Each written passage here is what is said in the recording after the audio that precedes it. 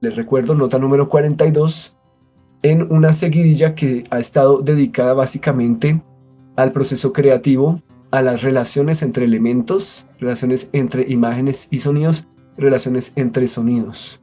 También estudiábamos en la nota número 39 las otras relaciones que crea Robert Bresson. Pueden ser relaciones entre textos al momento de hacer una adaptación.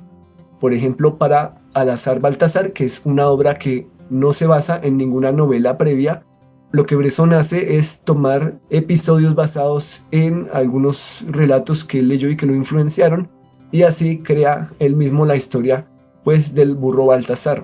Este animal, este burro, tiene una conciencia, tiene un interior, y la pregunta queda abierta a los espectadores, ¿cierto? Él está sintiendo, él no siente el abuso, él no siente el maltrato.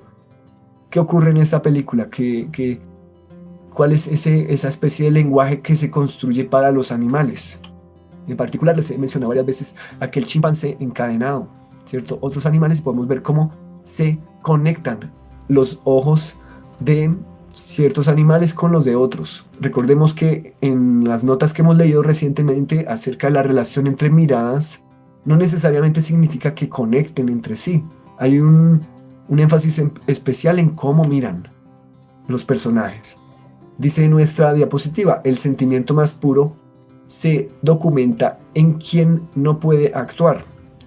El burro Baltasar, su sufrimiento es el reflejo de la crueldad y también de la gracia que lo rodean.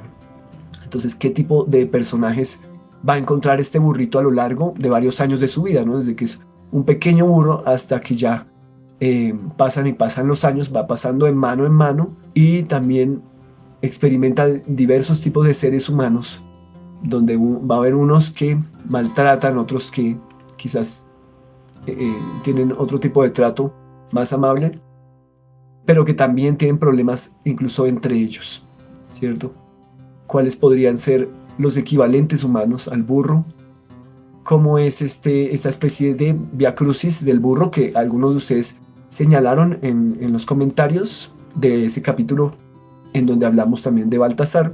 Era la nota 38 acerca del parloteo visible de los cuerpos, los objetos, casas, calles, árboles, campos, asumiendo que los cuerpos que mencioné no necesariamente eran humanos, podrían ser cuerpos vivientes también, pero en este caso de animales. ¿Cómo y por qué este animal también vive una especie de vía crucis, ¿cierto? De camino de sufrimiento.